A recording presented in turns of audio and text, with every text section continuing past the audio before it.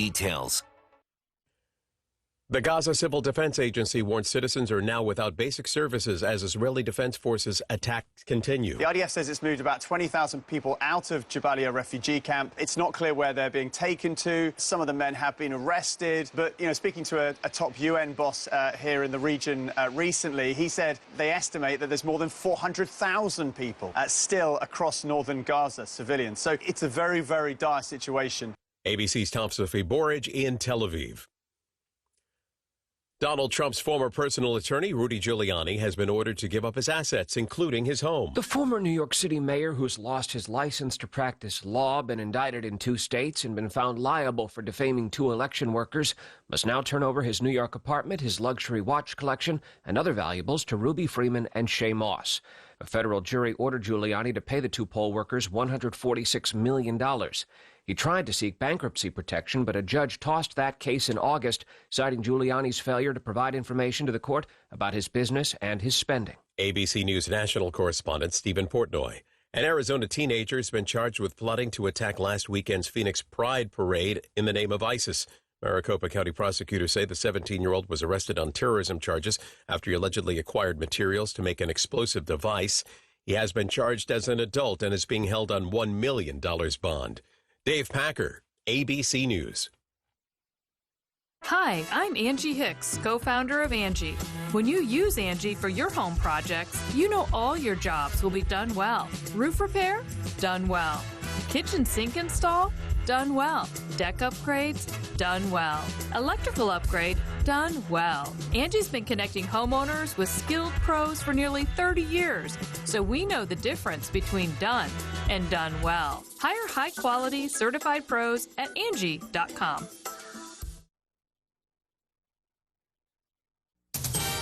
News Talk 610 AM and 102.1 FM. KVNU. I'm Bill Walter, KVNU News. News is brought to you by Cardall's Insulation.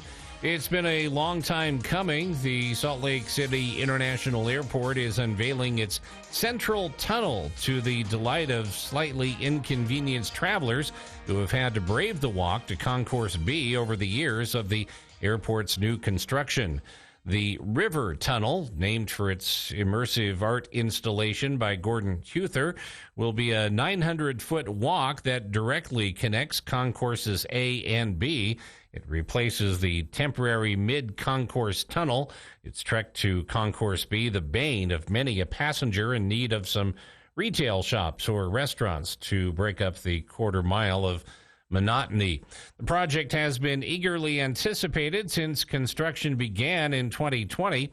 The following year, passenger complaints about the walk to Concourse B became so prominent that one state representative jokingly proposed renaming the facility Pioneer Children Memorial Airport, a reference to a primary song for the Church of Jesus Christ of Latter-day Saints about the Mormon pioneer children who sang as they walked and walked and walked and walked. The tunnel's debut comes as part of Phase 3 of the airport's new construction. The details of the newest phase, was presented to the public Tuesday morning by officials from Salt Lake City's Departments of Airports and Southwest Airlines, as well as Salt Lake City Mayor Aaron Mendenhall and artist Gordon Huther. With the election less than 2 weeks away, KBNU's For the People program continues to spotlight local candidates. On the program last week was Bill Campbell, who is running for Congress in Utah's 1st District, roughly the northern part of the state.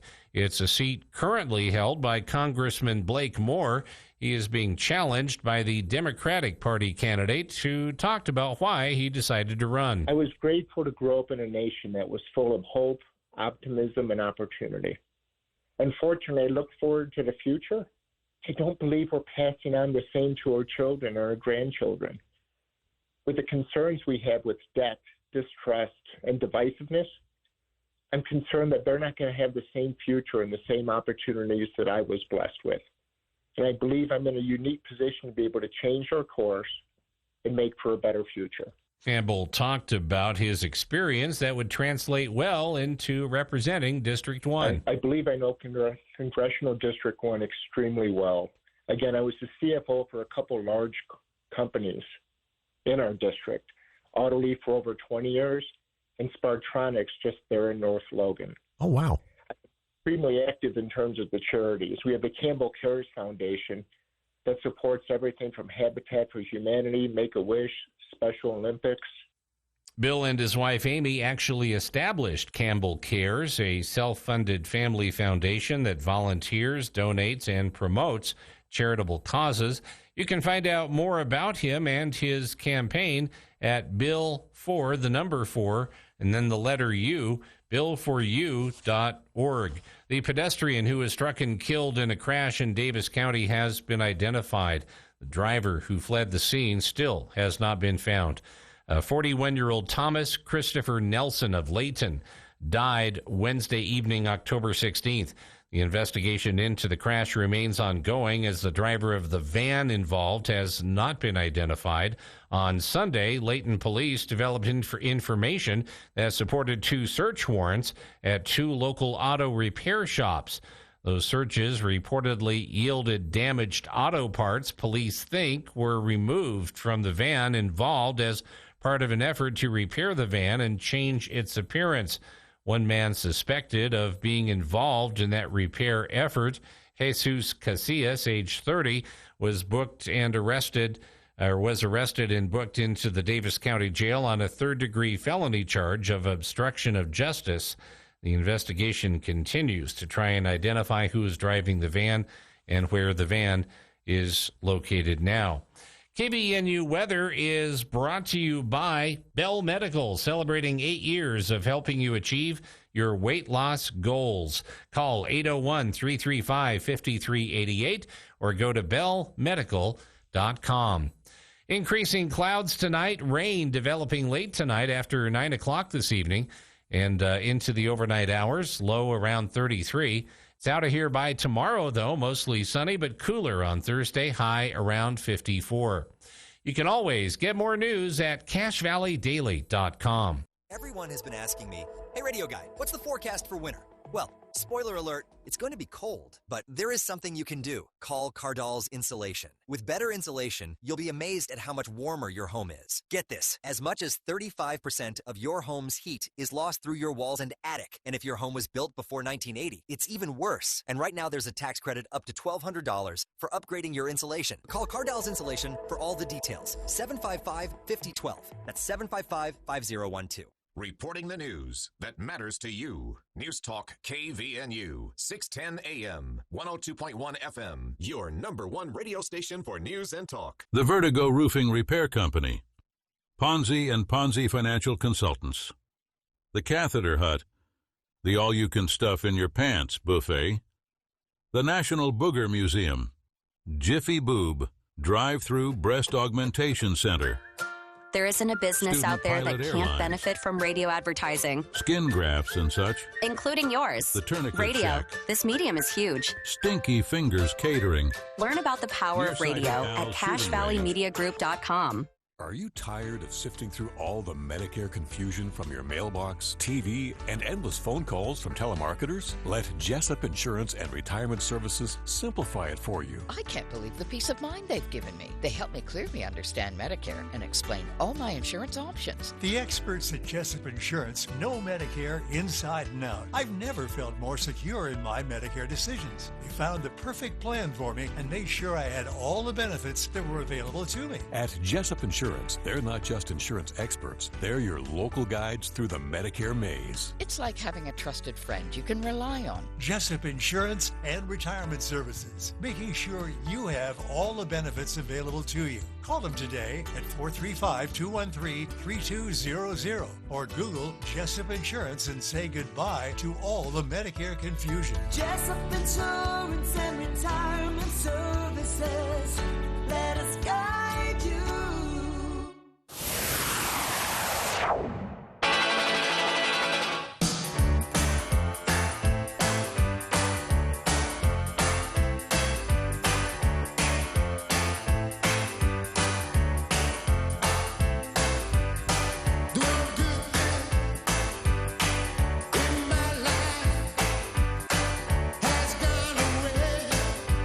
Don't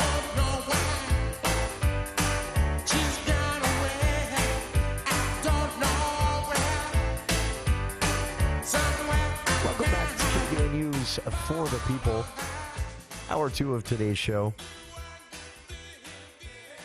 Been spotlighting in some form or another a candidate every day this week, and we'll do it into next as well. I planned water board candidates today. Well, because of a meeting that was called and both individuals I had scheduled working in similar fields related to water, that meeting superseded. I didn't want them to get fired to come join us here. So we're postponing that until next week. But we still have plenty to get to, including this. We'll start the hour with some highlights from last week's Congressional District 1 debate. I said this yesterday on the show when I ran a few clips from the so we played some clips from the gubernatorial debate, and I just decided, no, that's it. You know, people can go watch these on the Debate Commission's YouTube channel if they want to, if they're interested. No one's going to learn anything on my show hearing clips from this. And then a few listeners, especially an older gentleman who said, I don't use YouTube. I have no interest in using YouTube. It makes me angry trying to use YouTube, and I missed it when it aired live on your airwaves. And basically saying, can we get some highlights? And so I did some highlights from the United States Senate debate yesterday that the Utah Debate Commission hosted. And I did that because after reading the listener's email and going back and watching for some clips, I realized I poo-pooed these too quickly. These were actually good debates. I still remain a skeptic about the value of debates in general. And my skepticism is, I'm not sure in most debates, especially those crafted for a televised broadcast, that anybody learns anything they couldn't learn far more quickly by going to the candidates' respective websites and reading their priorities pages. Because a lot of times when the response times are 1.5 to 2 minutes, like they are in televised debates, that's what you get. You get a speech that was written for the website that they've memorized. And you could just go read that and not spend an hour of your night. And I'm not very popular for saying this in certain public policy circles, but I believe it. Now, I'm not saying debates are bad. These debates for a televised audience, I question their utility. I want to see us get back to Lincoln-Douglas debates, actual Lincoln-Douglas rules. I think it would be amazing. I think it would be far more informative about who the candidates are and where they're coming from. I think it would be entertaining. I think you would have huge audiences. But, yeah, that would also be hard, and no one wants to do hard in today's political world. So I am going to concede that the Utah Debate Commission actually pulled something off here that I had panned and shouldn't have. Because I went back, I rewatched, and again, I realized these were actually substantial debates. So the Congressional District 1 debate took place last week, and this was a debate of, it was the week before, the October 8th. This was a debate that, I am losing it. That was last week. So this was a debate between Republican Congressman Blake Moore, the incumbent in this race, Democratic Party candidate and challenger Bill Campbell, and Libertarian Party candidate and challenger Daniel Cottom. And the very first question in the debate was about foreign policy, specifically the war in Ukraine and the U.S.'s involvement in that. To what extent should we be involved? To what extent should we remain involved, and for how long? And what's the goal of our involvement? And also what's going on in the Middle East, specifically with Israel and Israel's war in Gaza, trying to eliminate Hamas, and a lot of news stories coming out that have Americans raising their eyebrows at some of the things we've seen happening to the Palestinian people who live in Gaza, or who did live in Gaza. What's the U.S.'s role there? What if our role is, if it's required to expand our role, what does that expansion look like? This was a hefty question in a debate here in Utah. And here are how the candidates answered, with Democrat Bill Campbell starting first. Their answers. Thank you. We obviously need to support our allies because we're much stronger once we're united. And Israel and Ukraine are our allies. The point of difference I would bring up is the extent of that involvement and the nature of that involvement. I would not be expending as much of the revenue along those lines. It would be less, and it would be more strategic. It would not be as offensive. It would more be defensive to protect them. When I reference priority U, again, that's USA. So rather than spend $175 billion protecting Ukraine, I would rather secure our southern border and to use it for other purposes here in the U.S. Hungry children, homeless vets, better health care for seniors. Thank you. All right. Next to you, Mr. Cottom. The conflicts in Ukraine and in Israel are paramount to the United States because we've signed agreements with those countries to protect both of them. I understand everyone who says that Ukraine is a far-away place, but we gave our word. That's unfortunate. I wouldn't sign an agreement to do that, but we have. The world order actually rests on the U.S. strength. You cannot send your allies away to flounder. That makes us look weak. And the world order depends on the U.S. keeping our word. That doesn't mean we need to send people over. Absolutely not. That means that we do not need to give arms away to them. We can sell them arms, and they should be able to defend themselves. But the way that the Biden administration has been half-heartedly supporting Ukraine and Israel makes us look beyond weak. And if we really do value friendships around the world, and if people can really count on us, we need to be good partners. And I support them as they defend themselves, but we don't need to give them anything. They can buy it. Same question, Mr. Moore. Thank you. I appreciate Mr. Cottom, Dr. Cottom, correct? Yes. I appreciate Dr. Cottom's response, in particular with Ukraine, because we have forgotten a very key, important point from the 90s when they agreed to give up their nuclear arsenal with some understanding of an exchange for our support. And that need came many, many years later. But it is good. I'm going to add another aspect to this. And it's what we did not do a good enough, was what President Biden was not prepared for with the Ukraine conflict. And that's what we need to make sure that we do in the South Pacific with Taiwan and a potential invasion from China, is to create a deterrence that exists, that they have that Taiwan becomes so prickly, if you will, it's often the term actually used, that China doesn't want to go in and try to make that change happen. And so we need to support our allies like we've talked about. But we're here marking 1 year from the horrific October 7th attacks. And we have seen so much turmoil. And today I wrote a blurb about this, talking about how it actually doesn't need to be so much about a geopolitical conflict, but about the humanity that we've seen erode in the Middle East. The solution to the Middle East problems is to stand firmly against Iran, to run away from the Iran nuclear deal that President Biden re-engaged in when he took office. And that will strengthen the Arab states, and more Arab states will join Israel in the Abraham Accords, which has been the most successful peacekeeping mechanism in the entire Middle East. And we need to galvanize and promote that as much as possible. Thank you.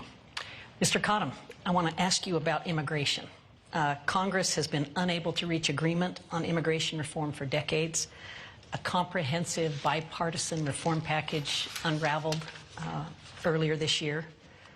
What would you do to address the immigration issue? The immigration issue isn't so complex, actually. The immigration issue is simply we've closed the border and we don't let anyone over and back.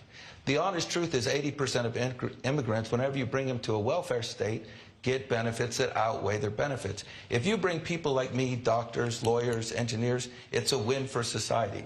So I understand why everyone is upset. However, the answer is more work visas that allow people to come and go. And if we don't address this, we're going to continue to get illegal immigration. You have to have a visa, and a lot more of them, that allow people to come and go that aren't tied to welfare benefits. And you guys, whoever has remodeled their house recently or been on a construction site, know that I'm right about this. We can't live in the United States without this type of support. And so we should acknowledge that and give out a lot more workers' visas that can come and go, and we should have a big wall and a big door. that swings both ways. Mr. Moore, immigration reform. Thank you. Let me address, as you mentioned, the immigration bill that did come forward. It was missing it needed just one of three major aspects that would have galvanized and gotten more support. A return to remain in Mexico policy, ending catch and release, or addressing the parole authority and the paroles that are currently there is numerous loopholes that exist within this. It was void of all that, unfortunately. Those are three things that have to happen if we want to create what I also believe, and if you look at chambers of commerce throughout Utah actually articulate this really well. The Salt Lake Chamber has a really good compact on immigration that talks about the need for border security as well as a welcoming, evidence-based, merit-based approach. That there are laws written for that. The Dignity Act out of Maria Salazar, from a congresswoman colleague of mine out of Florida, is a very comprehensive bill that has all the important border security. Because if you don't do the first part, you'll never get to the next part. And I have not been able to see my Democrat colleagues be willing to actually enact effective border policy. And we need that change to happen. And if the Senate actually changes to Republican hands this time, you're going to see a potential of being able to force this more along. Thank you, Mr. Moore. Mr. Campbell, immigration reform. Thank you. I agree that the proposal that was on the table was not perfect, but it was an improvement. And we should have progressed the improvement. When you mentioned that it unraveled, it's a travesty why. If people were trying to score political points for the election and not progressing a better solution, that is not the way we should run our government. And right now we're suffering the consequences. We're seeing it in our schools. It's impacted our health system. Crimes increased throughout the states. We should at least progress better. And then there was opportunities to enhance it. We could have done that afterwards. I do, however, want to make sure I support legal immigration. That's part of our nation's DNA. Mm-hmm. Again, two really meaty questions and very in-depth answers in short periods of time on both foreign policy and immigration from the three candidates. And hats off to Daniel Cottom on that first question on foreign policy. It's not often... Usually when you watch these debates, you have the Republican, in this case Congressman Moore, giving the answer you expect most listeners probably agree with. And then you have the Democrat giving the answer that is very reasonable, but probably not something most listeners agree with. And then usually the Libertarian saying something completely out of left field and wacky. But with that foreign policy question, it was a little reversed between the Democrat and the Libertarian there, with Bill Campbell giving, I think, the worst answer on that one. But also... just a real honest-to-goodness discussion. That's what these things are supposed to be for, and it's so rare that you see it in a debate. So again, thanks to listeners for pushing me back towards these debates, both the United States Senate debate we heard clips from yesterday and this, which took place at Utah State University on Tuesday, October 8th. You can watch the entire debate on the Utah Debate Commission's YouTube channel, which I've linked to on our Facebook page. But one last highlight from the debate right after this. News Talk 610 AM, 102.1 FM, KVNU. That is the sound of one of those big trees over your driveway this winter when we get a big snowstorm. And that is the sound of that branch coming down on your truck parked in the driveway. But that can be the sound of the guys at Hull Tree Care, working to prevent such tragedy from happening. Call Hull Tree Care now to get your trees and shrubs trimmed before winter. And right now, Hull Tree Care is offering 10% off any service. Call 760-6587. That's 760-6587. Hi, this is Chris Wilson at Wilson Motor Company. It's time for our fall clearance sales event. We have a great selection of over 130 new Fords and over 60 Nissans that need to go. All 24 models have closeout pricing. We have rebates up to $9,000 and rates as low as 0% for 72 months. Or we have over 125 pre-owned vehicles to choose from. Now is a great time to buy a new or pre-owned vehicle. Check out our inventory online at wilsonmotor.com. Hurry in, our fall clearance sales event ends soon. Get your furnace fixed, call Gary Riggs. Get your furnace fixed, call Gary Riggs. If you're having heating trouble and you need your furnace fixed, just pick up the phone and call Gary Riggs. 435-512-6633 will come to you. Our service fee is low, just $25. We repair all brands and have certified installers. Get your furnace fixed, call Gary Riggs. Get your furnace fixed, call Gary Riggs.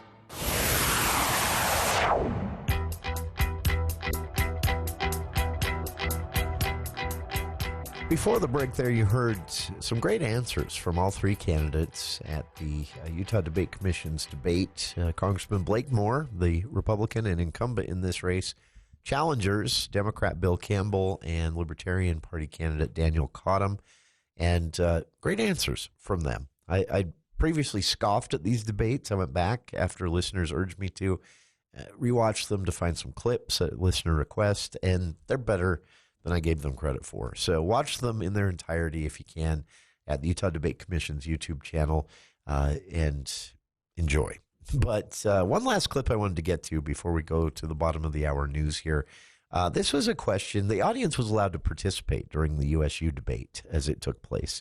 And one of the questions was from a USU student on the issue of youth mental health, referred to as a growing crisis, not just here in Utah, but nationally.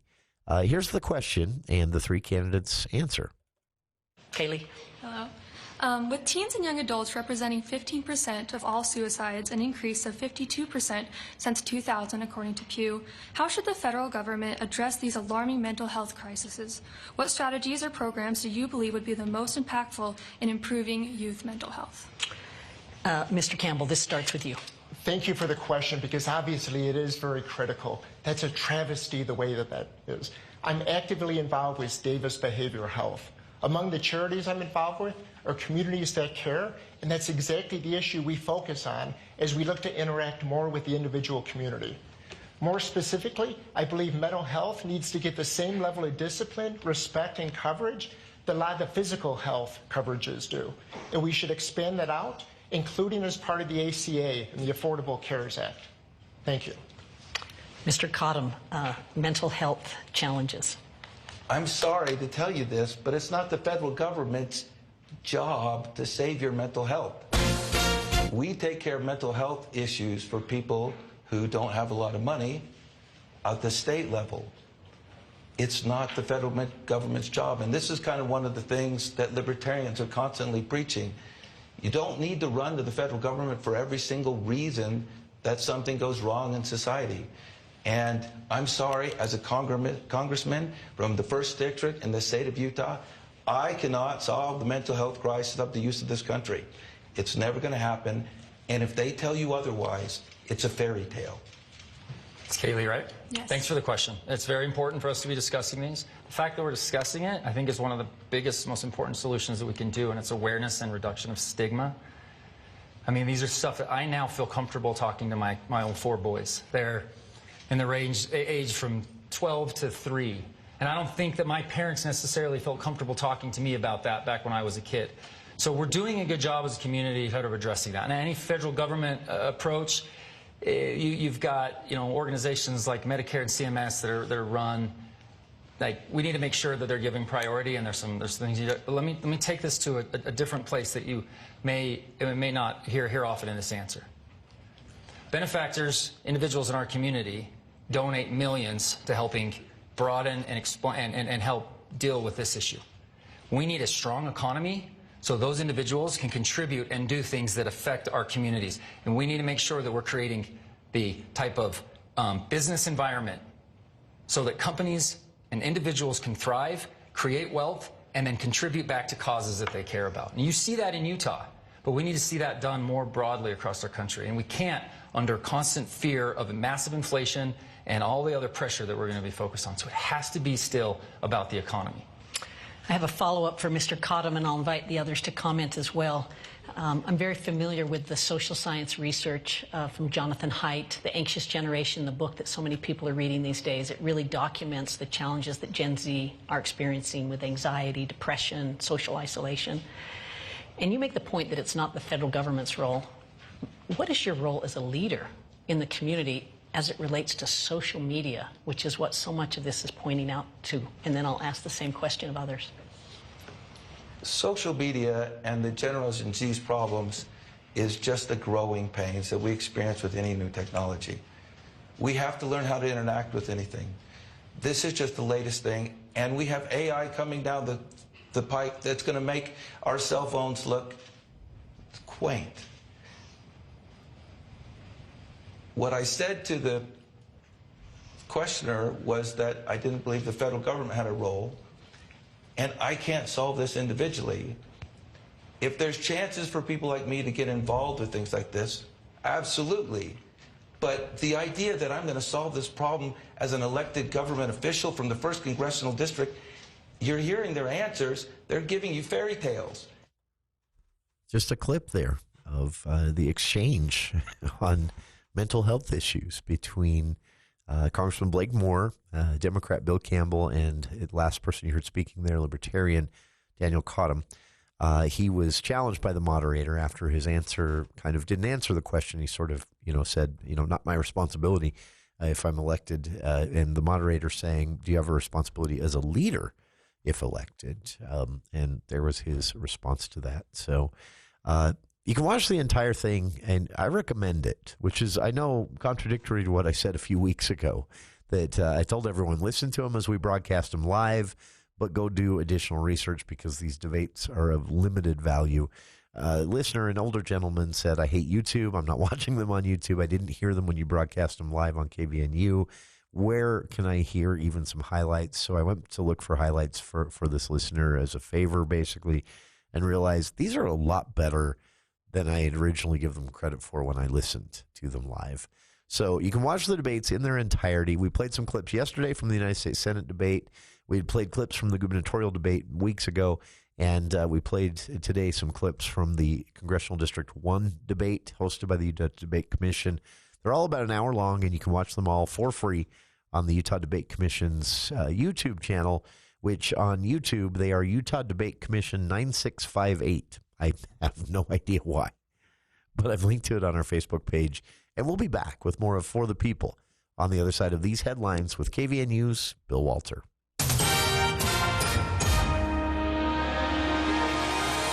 Thank you, Jason. KVNU News is brought to you by Logan Extermination. The Centers for Disease Control and Prevention reported that in 2023, for the first time in 5 years, there was a decrease in national drug overdose deaths in the United States. But unfortunately, that is not true for Utah. Overdose deaths are on the rise in the Beehive State, and drug misuse is still a public health crisis in the nation.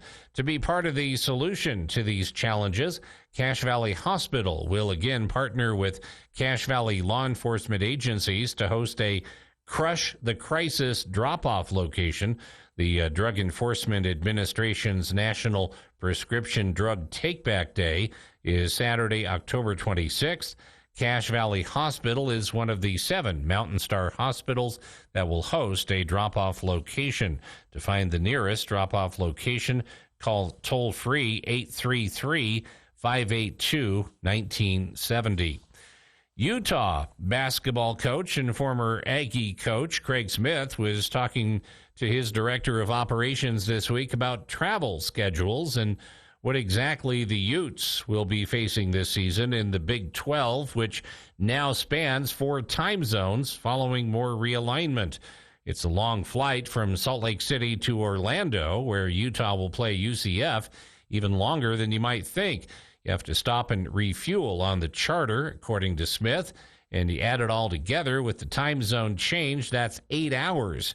You leave at noon and you land at 8 p.m. local time. He says that's just part of it. You adapt and adjust.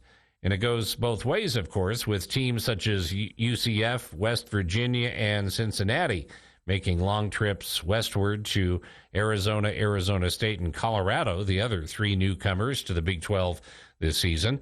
And it may even be an advantage for those in the old Big 8 footprint, such as Kansas, Kansas State, and Iowa State. They are somewhat centrally located between the other teams. KBNU weather is brought to you by board-certified orthopedic surgeon Dr. Keith Nelson, experienced in successful surgeries for sports medicine and arthritis. Visit drkeithnelsonortho.com. That's drkeithnelsonortho.com. Increasing clouds, rain developing by late this evening after 9 o'clock tonight, low around 33. And then it's out of here by tomorrow, but it will be cooler, mostly sunny, and around 54 for the high on Thursday. Get more news at CacheValleyDaily.com. ABC News, I'm Dave Packer. 12 days until Election Day, the presidential campaign's in high gear. In swing state Pennsylvania, Vice President Kamala Harris stopped by a deli in Philadelphia for a volunteer appreciation event and thanked those who've been helping her get out the vote. God willing, we are going to win. Former President Trump denying claims by his former chief of staff, retired four-star General John Kelly, calling his former boss the definition of a fascist who wishes to rule like a dictator. A deadly E. coli outbreak linked to McDonald's Quarter Pounders. Dozens sickened in at least 10 states. Quarter Pounders are now off the menu in 1 in 5 restaurants. Terror attack in Turkey. Suspects targeting an aerospace company. At least 5 people killed, more than a dozen injured. Turkey says it responded by hitting Kurdish military targets in Syria and Iraq. The Secretary of Defense confirms North Korean troops are in Russia. The U.S. monitoring to see if those troops are used in Ukraine. This is ABC News. Even though the weather's grown colder, you still have time to have your fruit trees pruned. Logan Extermination says your trees need to be trimmed back in order to achieve success next year. And this is the first step to a bountiful harvest. However, you can do more bad than good if you don't know what you're doing. Save the headache and call Logan Extermination today and get a jump on tree pruning. Prices will vary depending on your needs. Logan Extermination, 752-8450. After 30 years of dedicated service to Cache Valley and the surrounding areas, Cache Valley Ear, Nose, and Throat announced the retirement of Dr. Jeffrey Benyon. Dr. Benyon knew his patients and treated each one with exceptional skill and passion. Dr. Benyon has been an invaluable asset, provider, surgeon, and friend to the Cache Valley Ear, Nose, and Throat team and the thousands of patients he cared for. As they bid farewell to Dr. Benyon, they're pleased to welcome Dr. Jackson Deere to the Cache Valley ENT team. Dr. Deere, along with Drs. Blotter and Robinette, continue the tradition of providing exceptional care. Supported by their dedicated PAs, Lindsay Humes, Jamie Grange, Brock Olson, and Bailey Bergen, and locations in Logan, Providence, Tremonton, Preston, and Montpelier, the team at Cache Valley ENT remains committed to meeting all your ear, nose, and throat care needs. Cache Valley Ear, Nose, and Throat express their deepest gratitude to Dr. Benyon for his 3 decades of service and look forward to continuing his legacy of excellence with Dr. Deere and the entire Cache Valley ENT team. Cache Valley Daily has teamed up with Schreiber Foods to bring you a Halloween home tour. If you or your neighbors have filled your yard with creepy crawlies, glowing pumpkins, or things that go bump in the night, we want to know. Submit your home at CacheValleyDaily.com and you could win up to $500 in cash and prizes. Cache Valley Daily is mapping out the best Halloween homes in Cache Valley, and we want yours. Schreiber Foods is giving away cash and prizes to the top 3 homes. But hurry, because haunting season is here. My name is Bill Campbell, and I am running for Utah's 1st Congressional District, and I approve this message. Hey, Jaden Lowerson here. If you know me, you know I love America, Utah, and Cache Valley. And I love you. You, the people, are what help make this place so special. So I want someone who will work for you and prioritize you. Bill Campbell is that best choice in Congress. So, wondering why CVTD is now called Connect? Well, let us explain. We connect James to his job, and we connect Marion to her grandkids' house to play board games. We connect Kevin to the grocery store every week. We connect Dallin to volunteer at the assisted living facility, and Peter to the skate park. Why are we called Connect? Isn't it obvious? Find your route today at rideconnectutah.gov. I'm Jason Thompson, and I'm running to be your next representative for House District 3. I'm not a politician. I'm a business owner and an entrepreneur. Our Utah House needs less politics and more action. I'm focused on what matters: lowering taxes, affordable housing, putting more of your hard-earned money back in your pockets, and a strong education system. We need less government intervention and fewer regulations. That's why I'm running. Your time to vote has arrived. Vote for Jason Thompson for a better future. Paid for by the committee to elect Jason Thompson.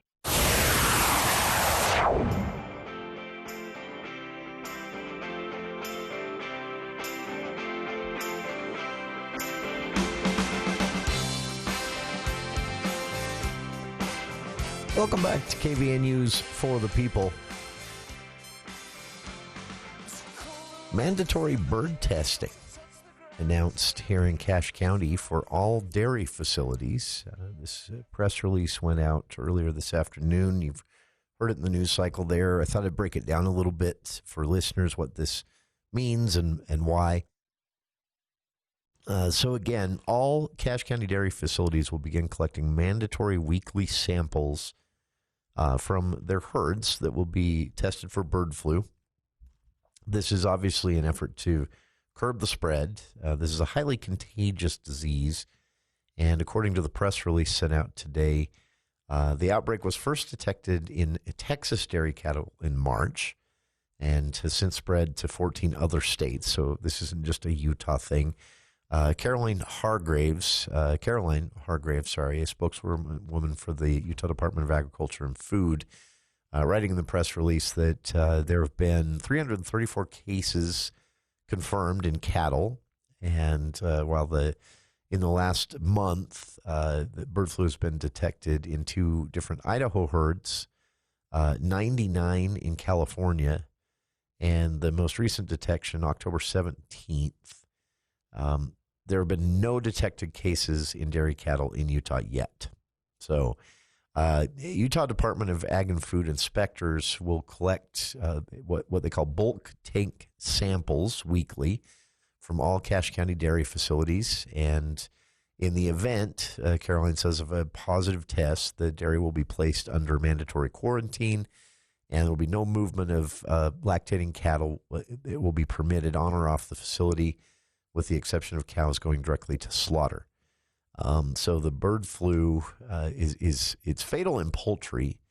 It's transmitted by wild birds more often, and to domestic poultry. And they can actually track this. Hargrave said, this is interesting, I didn't know this, but in the explanation of all this, she said they do genetic sequencing. They've confirmed that the recent detection of bird flu in a flock of 1.8 million chickens here in Cache County is the exact same virus spreading among dairy cattle in California and Idaho.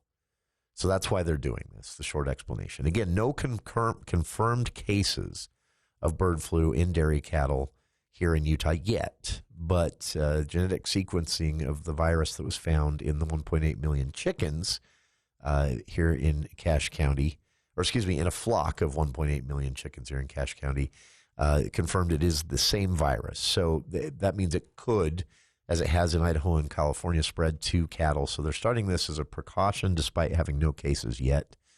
And again, bird flu outbreaks have been confirmed in commercial poultry flocks across several states, not just Utah, not just Cache County, California, Washington, and the Utah Department of Agriculture and Food has some data on this. If you want to see it, I've linked to it on our Facebook page, or you can just go to the Utah Ag and Food website as well, which is utahag.gov. And in Idaho, there have been 2 backyard flocks that have confirmed cases of the bird flu as well. So far in Utah, it does not appear to be an issue yet. And Hargrave said, the detections, these recent detections in Idaho, California, and even with the chicken flock here in Cache County, don't present an immediate public health concern. There are no confirmed cases among humans in Utah or in other states. Only mild illnesses have been reported among livestock workers at most. And health officials are urging farmers to stay vigilant, look for signs of the disease in animals. Poultry symptoms, of course, if you have a large flock, high death count, nasal discharge, decreased appetite, decreased water consumption, lack of coordination, walking funny. And in dairy cattle, the symptoms include decreased milk production, thicker colostrum-like milk, like what you'd see coming out after they've just calved, and decrease in feed consumption, dehydration, even fevers. Dairy cattle recover within a few weeks, and the mortality rate is low to non-existent. But the concern, again, is that it could be passed. At present, Hargrave says no major impacts to the food supply chain are anticipated from any of this. The testing will be done from VATs on a weekly basis. And by the way, the testing is done by the Utah Department of Ag and Food at no cost to the Cache County dairies. This is a mandatory order, so this will be all dairies in Cache County. And there is federal funding to cover the cost of that. So Hargrave said this will not financially impact any dairies here in Cache County as this mandatory order stays in place. And that federal funding does cover testing, veterinary expenses if necessary, personal protective equipment for dairy workers, milk disposal and destruction if necessary, and even funds available, federal funds available to offset milk losses should it come to that. Now, again, none of that's happened yet, and they don't anticipate it happening. This is purely precautionary because the virus found in the flock of 1.8 million chickens here in Cache County is the same virus that they have seen jump from poultry to dairy cows in California and Idaho. So they're getting ahead of it. There you have it. Hope that makes sense. Doing my best to explain what I learned from a press release just a couple of hours ago about the bird flu and its spread. And so no cause for concern. Do keep an eye on backyard flocks if you have them, because the earlier you can let authorities know to test, the better at tracking the spread, as we learned about our own situation during the pandemic. And this is pretty serious for dairy growers, or for poultry growers and for, those dairy farmers. But it's being handled carefully, it sounds like. And again, this is a precautionary move just because the genetic makeup of the virus found in the chickens here in Cache County recently in a flock of 1.8 million chickens here in Cache County, big commercial grower here. That virus genetic sequencing reveals it is the same virus that has jumped from poultry to dairy cattle in California and Idaho. So just playing it safe. Check it out. I've posted a link to the URL where you can read the press release itself if you need to pass this on to anyone you know working with dairy cattle as well, if they want more of an explanation. A lot of great stuff. And the Utah Ag and Food website also has some additional data on bird flu in other states there at the website. Link again on the Facebook page. On the other side, could Utah's 40% increase in short-term rentals, Airbnbs, basically, be a much larger factor in skyrocketing housing prices and housing shortages here in the state? Maybe. What lawmakers heard in a presentation today, right after this.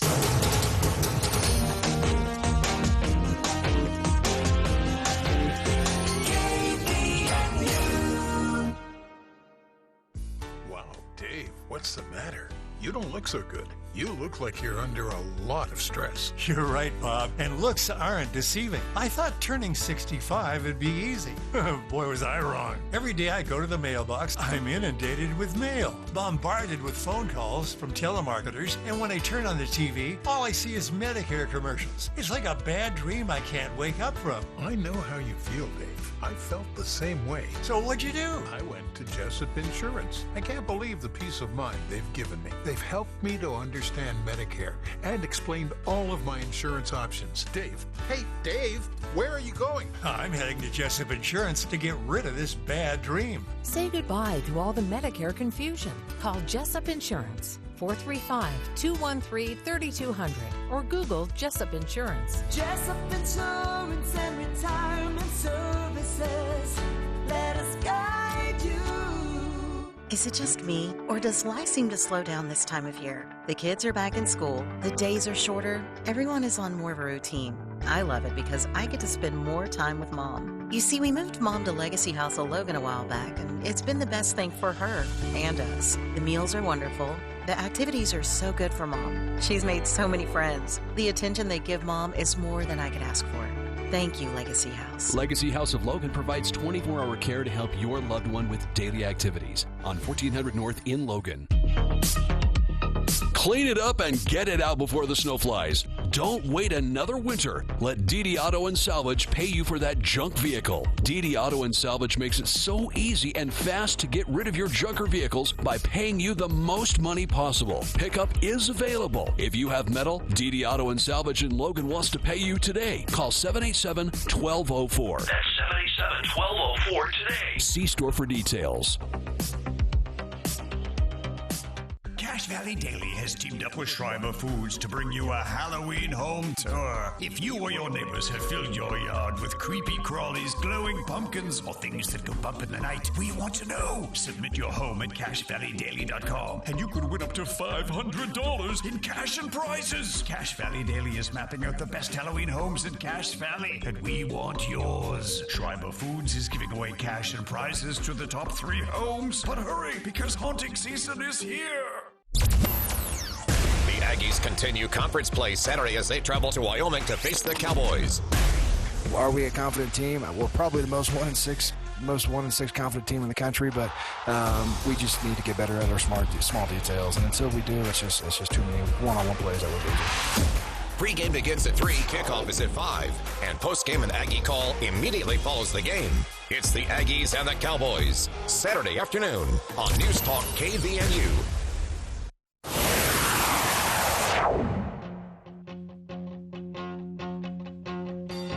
Loving you isn't the right thing to do. Welcome back to KVNU's For the People. Airbnbs or VRBOs. That's another one. You've heard of these, right? These are short-term vacation rentals. That's how they're described in statute. And they might be a problem in Utah. This was Kempsey Gardner Policy Institute analysis that was presented to Utah lawmakers today and made available to the public. And it basically says, these short-term, finding a balance is kind of important. And some areas may have some work to do there. Summit County was used as a current example in which the drawbacks to a lot of short-term rentals outweigh the benefits of short-term rentals in terms of affordability. Park City and Summit County have continued to lose existing stock in the housing market to short-term rentals. There's so much money in short-term rentals for the owners of the homes. They don't sell, but they don't live there either. They just rent it. And that short-term rent it disproportionately affects especially higher income neighborhoods and tourist destinations like Summit County because it reduces the availability of affordable housing for local workforce, particularly those in the service industry. So Kempsey Gardner Institute said you've got this, this tension where if you don't have a workforce, a service industry workforce to support the tourism, the tourism goes away because no one comes back to a town if the water system is always out or the sewer is always out or the restaurants are always closed because of lack of staffing or so it's important you have all of this. It can't just be about the cheap place to stay. And the cheap place to stay, Kempsey Gardner Institute says, is currently winning in many places in Utah, including Cache County, negatively affecting housing stock and keeping prices inflated somewhat as well. So how much has it grown here in Utah? Statewide, 40% growth in short-term rentals, Airbnbs, in between the start of 2022 and the end of 2023. So in a 2-year period, the start of 2022 to the end of 2023, a 40% growth statewide. How does Cache County land? We are 5th out of 29 counties for growth. Cache County saw an overall growth of 22%. That's right. The number of Airbnbs, short-term rentals in Cache County grew 22.6% from the start of 2022 to the end of 2023, meaning we are the 5th fastest growing county in the state when it comes to short-term rentals. The fastest growing was Sevier, although the numbers are worth noting. They had 61 short-term. Sevier is a very small county population-wise. They had 61 short-term rentals in 2022. By the end of 2023, they had 87. So, not exactly blowing the roof off there, but that does lead to a 43% increase for Sevier, and that did impact their housing stock, to say the least. In Cache County, the numbers, we had 245 in 2022. By the end of 2023, we had 252 registered short-term rentals in the valley. So not a huge growth, but it still equates to, by the end of 300. We had 55 total new additions in a 2-year period to the Airbnb count here in Cache County. And that's a 22% growth rate. Wasatch County saw a 27% growth rate. Ridge County saw a 23% growth rate. In fact, the only county in the state with a low growth rate was Kane County, and I don't have an explanation for that. But again, the presentation given to lawmakers today is this could be problematic. They're a small fraction of nationwide housing crisis causes, but they are absolutely an obstacle to housing affordability. It's a smaller piece, but it might need to be a part of the larger solution, at least somewhat. But what lawmakers do about this, what options do they have, honestly? One suggestion made today at the presentation was maybe a cap, maybe looking into what a healthy percentage of the housing stock for a certain populated area is, and contrasting that with how many Airbnbs there are. But again, the evidence shows that Airbnbs can actually falsely inflate housing prices while at the same time reducing housing stock, which, if it crosses over a certain threshold, works against what Airbnbs are good for, which is a place for tourists to stay, because the tourists don't want to come if you don't have any service employees filling those service jobs while they're there. And the two are in a bit of tension, Kempsey Gardner Institute says, here in Utah, especially areas like Cache County, that have seen such a large percentage of growth in just a couple of years. It'll be interesting to see. This will come up in the legislative session. I don't have a bill number or even bill title or even an idea of who will run the bill, but it was presented to lawmakers today, and we'll see something as they continue to try to tackle housing prices and the housing stock shortage here in the state. So keep an eye on that one, to say the least. That's our show for today. Appreciate everyone tuning in. Please stick around. Dave Ramsey is next here on KVNU Logan.